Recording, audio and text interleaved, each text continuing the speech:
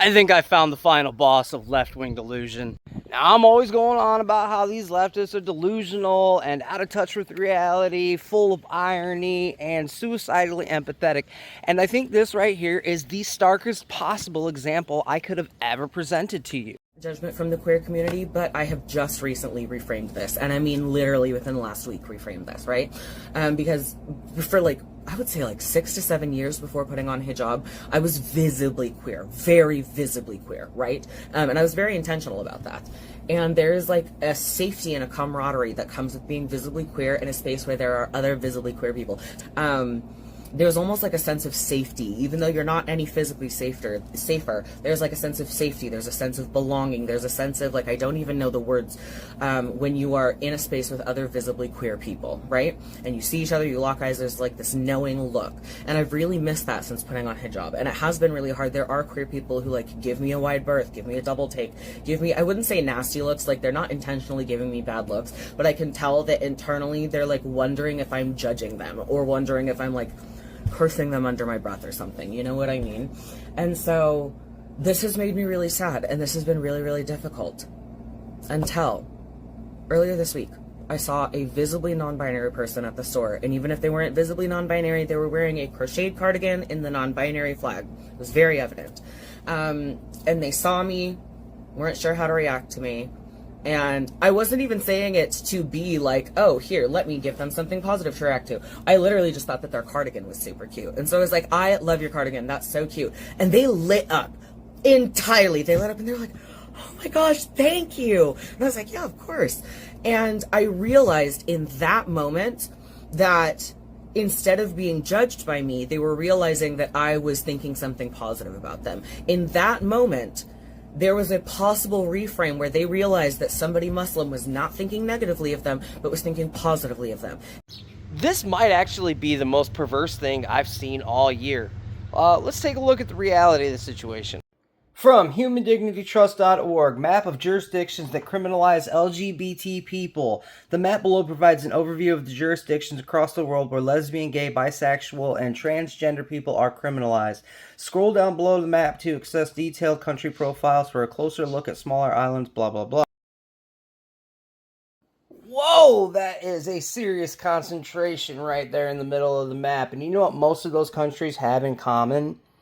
They're Muslim. They're Muslim-dominated countries. And then we'll go right over here to capital punishment for homosexuality.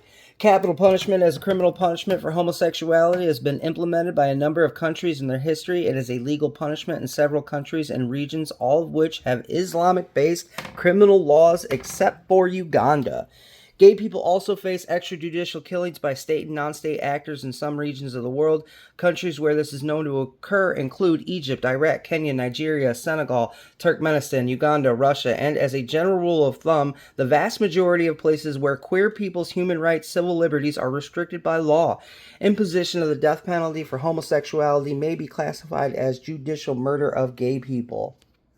And then let's take a look at the current state laws.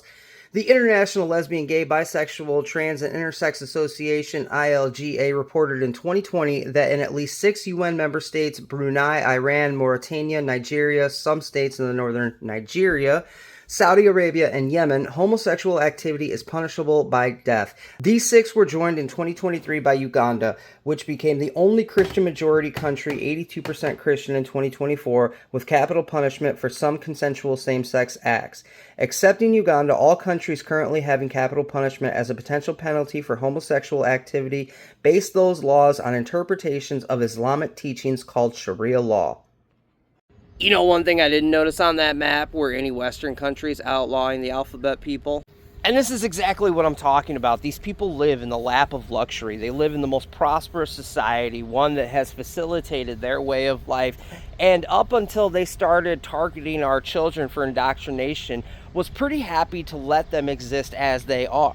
But these people are possessed with such an animus for America and just normal cisgender people, white folks, men, pretty much everyone that isn't them and anyone that won't defer to them automatically in any and every situation that they have an opinion on. They're so deluded by their hate for all of those things, all of those people, that they will ally themselves, they will delude themselves into believing they are aligned with a culture and religion that legitimately, under their laws, outlaws their existence to the degree that they will sentence them to the death penalty. You cannot get more perverse than this. For this man pretending to be a woman, pretending to be a Muslim, you literally, this is peak right here. We have reached the final boss of left-wing delusion. If you're out there, if you're a LGBTQ individual, you know, if you're a member of this community, look, I know I said alphabet people earlier. I make jokes. You can make jokes about me too. It doesn't have to be that serious. But these Muslim majority nations, Muslims in general, they actually hate you. They actually want you removed from existence. And you need to wake up and realize that shit. You know, you can not like me, but I don't want you to be executed. I don't want you to be outlawed. I just want you to leave people's kids alone. That's it. And quit trying to make us all agree with your worldview, you know? We can see things differently without killing each other. That's fine.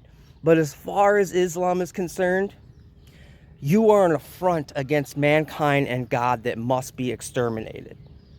So, I implore you, if you support LGBTQ folks, if you are yourself an LGBTQ individual, start looking into the things that you may possibly be thinking that you're friends with, because the fact of the matter is that you're not. And if you keep on pushing this, if you were to, God forbid, someday manage to facilitate the rise of some sort of Islamic Republic in the United States, you guys are going to be the first ones wiped out after the ones that fight are gone.